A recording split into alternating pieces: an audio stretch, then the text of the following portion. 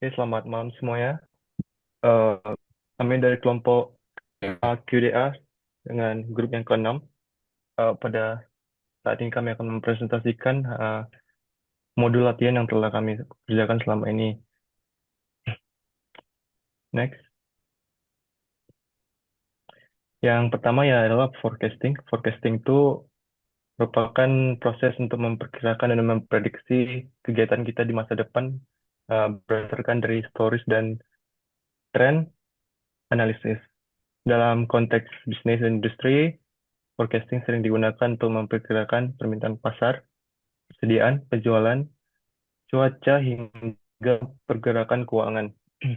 Di sini kita menggunakan 4 metode. Yang pertama ialah moving average, time series decomposition, hold, dan juga winter. Berdasarkan dari modul yang diberikan, kita tugaskan untuk menghitung forecasting dalam proses penjualan green byte sales dan yellow byte selama periode 12 bulan.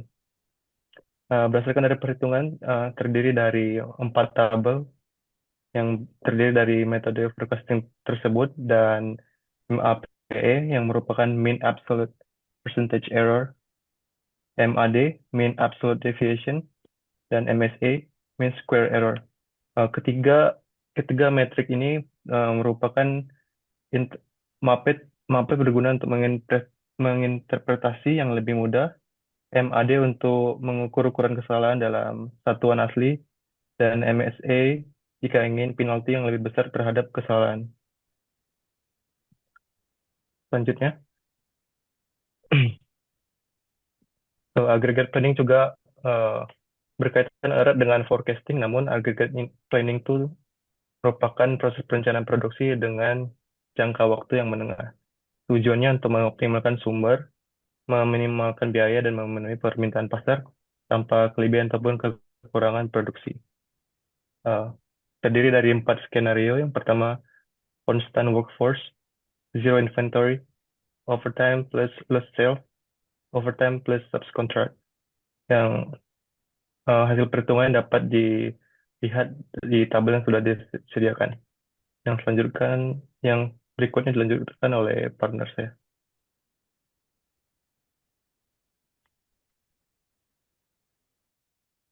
Oke, selanjutnya masuk ke modul 3 yaitu assembly process. Assembly process ini merupakan proses untuk perakitan suatu komponen, beberapa komponen menjadi sebuah eh, part atau barang produksi. Di kiri ada assembly chart atau go ya assembly chart. Nah, assembly chart ini terdiri dari beberapa komponen yang ada di sebelah kiri dari mulai grip, brake, basket sampai dengan tire. Lalu yang di sebelah selanjutnya di sebelahnya ada sub assembly. Lalu di sebelahnya lagi ada sub assembly dan di ujungnya itu adalah apa namanya assembly. Jadi untuk untuk aturannya sendiri, setiap diameter lingkaran komponen ini akan berbeda-beda. Di mana komponen yang paling kecil itu komponen yang sebelah kiri, dia memiliki diameter 6 mm. Lalu untuk komponen sub-sub itu dia antara 7 sampai dengan 11. Dan untuk komponen yang paling besar sebelah kanan, dia itu ukurannya 12 mm. Jadi nanti dari grip dan juga brake dia akan membentuk sub assembly satu, lalu dari sub assembly satu dengan basket dia akan membentuk sub assembly satu, lalu akan ditambahkan dengan sub assembly 2 dan akhirnya menjadi assembly satu dan seterusnya sampai finish good atau assembly yang 4.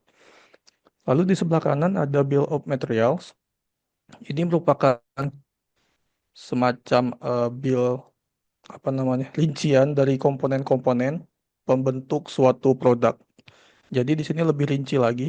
Di sini tertera di mana ada 22 komponen untuk pembentukan sebuah sepeda dengan bermacam deskripsi dan juga ada kode masing-masing dan juga dengan kuantiti dari masing-masing si komponen tersebut. Oke, next.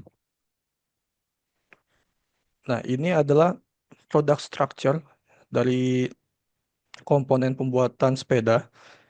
Terdiri dari 6 level. Ada level 0, 1, 2, 3, 4, 5, dan juga 6. Di mana level 6 ini adalah level paling rendah. berupa komponen, sedangkan finish good-nya itu berada di level 0. Di sini ada penomoran di atas kotak sebelah kiri dan juga di atas kotak sebelah kanan. Di mana di kotak yang sebelah kiri, atas kotak sebelah kiri itu merupakan numbering. Numberingnya dia ada urutannya. Jadi dari mulai level 0 finish good, dia akan belok ke kiri ke assembly 3, lalu dia menurun seperti anak tangga. Itu penomorannya 1, 2, 3, 4, 5, 6, lalu akan geser, naik lagi, turun seperti itu. Itu ada aturannya. Lalu untuk di atas nomor di atas kotak yang sebelah kanan itu merupakan quantity dari unit-unit atau komponen tersebut. Selanjutnya, ini adalah modul 4. Kita masuk ke Master Production Scheduling. Master Production Scheduling adalah rencana produksi utama yang menentukan jumlah dan waktu produksi untuk setiap produk akhir dalam periode tertentu. Jadi dalam MPS ini, kita singkat MPS, kita membutuhkan beberapa data. Data yang pertama itu, yang paling penting adalah kita membutuhkan data demand dari customer kita yang akan diproduksi barangnya.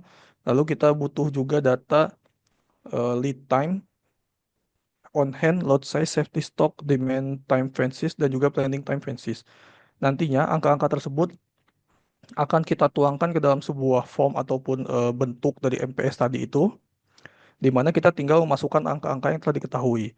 Nah, di sini ada angka forecast customer order itu juga sudah kita ketahui dari data sebelumnya, di mana nanti forecastnya tinggal kita masukkan, customer order pun kita tinggal masukkan. Lalu untuk PAB atau Project Available Balance, ini ada rumusnya. Nanti lebih lengkapnya bisa dilihat di modul. Nah, jadi intinya MPS ini adalah semacam rencana utama ketika kita akan melakukan produksi untuk sebuah barang berdasarkan permintaan dari customer. Apakah kita menyanggupi itu atau tidak, nanti kita akan terlihat dari data MPS ini sendiri. Sekian dari saya, selanjutnya akan dilanjutkan oleh partner saya. Ya, kemudian yang selanjutnya adalah pada model 5 itu material requirement planning atau MRP, yaitu adalah sistem perencanaan kebutuhan material yang digunakan untuk memastikan ketersediaan bahan baku dan komponen yang diperlukan dalam proses produksi. Yang di bawah ini adalah data MRP-nya, yaitu dari grid sampai sub assembly 4. Saya lihat. Oke, next. Nah, ini adalah contoh hasil perhitungannya. Yang atas itu adalah sub assembly 3, yang tengah itu assembly 3, dan yang bawah adalah contoh hasil perhitungan tayar. Selanjutnya dilanjut oleh rekan saya. Ya, baik untuk yang modul 6 yaitu terkait dengan load sizing, di mana load sizing ini adalah proses menentukan jumlah pesanan optimal untuk bahan baku atau produk dalam satu kali pembelian atau produksi. Di mana pada load sizing ini terdapat beberapa metode yang dapat digunakan, di antaranya yaitu yang pertama silver mill heuristic, yang kedua list unit cost, yang ketiga part period balancing, dan yang terakhir yaitu Wagner weighting, di mana di bawah ini merupakan hasil perhitungan dari Silverman heuristic, list unit cost, part period balancing, dan Wagner weighting. Lot sizing ini bermanfaat untuk sistem produksi yang besar dalam frekuensi produksi yang jarang atau tidak kontinu, di mana data yang dibutuhkan untuk perhitungan lot sizing ini adalah data MRP atau Material Recruitment Planning. Untuk perhitungan lot sizing ini sendiri menunjukkan eh, terkait dengan metode Silver Mill heuristic, list unit cost, part per balancing, dan Wagner weighting ini menghasilkan jumlah pemesanan yang sama, yaitu 12 kali dalam satu periode. Meskipun metode yang digunakan berbeda, namun total biaya pemesanan untuk seluruh komponen tetap konsisten, yaitu sebesar 2.016.000. Baik, dilanjutkan oleh rekan saya.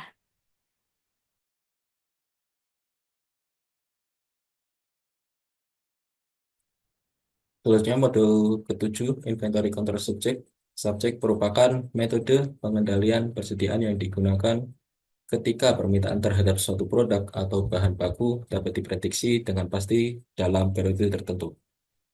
Dalam sistem ini, keputusan terkait jumlah stok dan waktu pemesanan didasarkan pada informasi permintaan yang sudah diketahui sebelumnya. Terdapat beberapa metode yang dapat digunakan. Yang pertama yaitu Economic Order Quantity atau EOQ. Metode ini digunakan untuk menentukan jumlah pesanan optimal untuk meminimalkan total biaya persediaan, di mana total biaya persediaan yaitu biaya pemesanan ditambah biaya penyimpanan. Metode kedua yaitu Economic Production Quantity atau EPQ, merupakan varian dari EOQ yang digunakan dalam produksi sendiri. Bukan hanya untuk pembelian bahan baku, EPQ mempertimbangkan tingkat produksi dan tingkat konsumsi dalam menentukan jumlah optimal per batch. Metode ketiga yaitu Quantity Discount Model, digunakan saat pemasok menawarkan diskon harga berdasarkan jumlah pembelian. Model ini menghitung apakah pembelian dalam jumlah besar lebih menguntungkan dibandingkan pesanan dalam jumlah optimal. Selanjutnya, metode yang kita hitung atau case study ini yaitu merupakan Kanban, yaitu merupakan sistem manajemen visual yang digunakan untuk mengontrol aliran kerja dalam produksi atau proses bisnis, di mana terdapat data-data yang kita gunakan untuk menentukan atau menghitung. Pertama, kita menghitung finished good demand in unit, yaitu terdapat pada rumus yang ada pada gambar. Selanjutnya pada kolom K, yaitu nomor dari kartu Kanban. Pada kolom L, yaitu jumlah unit ditentukan oleh jumlah kartu Kanban, yaitu pada kolom yang paling kanan atau kolom M merupakan jumlah unit maksimum. Selanjutnya modul ke-8 yaitu Operation Scheduling, merupakan proses perencanaan dan pengalokasian sumber daya, yaitu ada mesin, tenaga kerja, dan bahan baku untuk menyelesaikan tugas produksi dalam jangka waktu tertentu. Tujuannya yaitu yang pertama mengoptimalkan efisiensi produksi, kedua mengurangi waktu tunggu, dan yang ketiga memastikan pesanan selesai tepat waktu.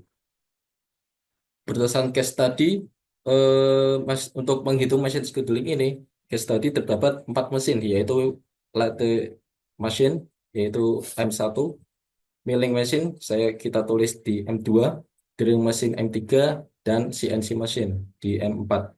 Dengan terdapat 5 part, atau terdapat brake pads, caliper bound bolts, rotor, dan juga hydraulic hose. Nah, dengan kondisi seperti ini, untuk mencari mesin scheduling dengan beberapa pekerjaan di lebih dari 2 mesin, maka kita menggunakan CDS algorithm atau Campbell, Dudek, and Smith algorithm. Terdapat 3 step yang kita hitung. Step pertama di mana kita menggunakan 2 tata M1 dan M4. Di step 2, kedua tersebut yaitu M1 plus M2 dan juga data kedua M3 plus M4. Untuk di step 3, terdapat 2 data. Data pertama M1 plus M2 plus M3, data kedua M2 plus M3 dan plus M4. Dari perhitungan ini untuk menentukan optimal solution, lalu kita buat Gantt chart pada masing-masing step, di mana step pertama, step kedua, step 3 ditemukan bahwa ketiga step ini memiliki waktu 38 menit, sehingga waktu tersebut menjadi waktu pengerjaan optimal. Selanjutnya untuk menghitung employee scheduling menggunakan Lingo software, step pertama yaitu menentukan terlebih dahulu fungsi batas berdasarkan hasil pengamatan jumlah pekerja yang dibutuhkan untuk setiap hari dalam seminggu, yaitu dapat 58 pada hari Senin, 65 pada hari Selasa, dan seterusnya. Lalu kita buat kode atau tulisan pada Lingo seperti pada gambar di paling kiri bawah. Lalu kita solve pada aplikasi Lingo, didapat bahwa pada yang melakukan libur di hari Sabtu dan Minggu terdapat 9 manpower atau 9 karyawan, dan seterusnya seperti pada gambar berikut. Mungkin cukup dari kelompok kami. Mohon maaf bila ada salah kata. Kami tutup. Terima kasih. Wassalamualaikum warahmatullahi wabarakatuh.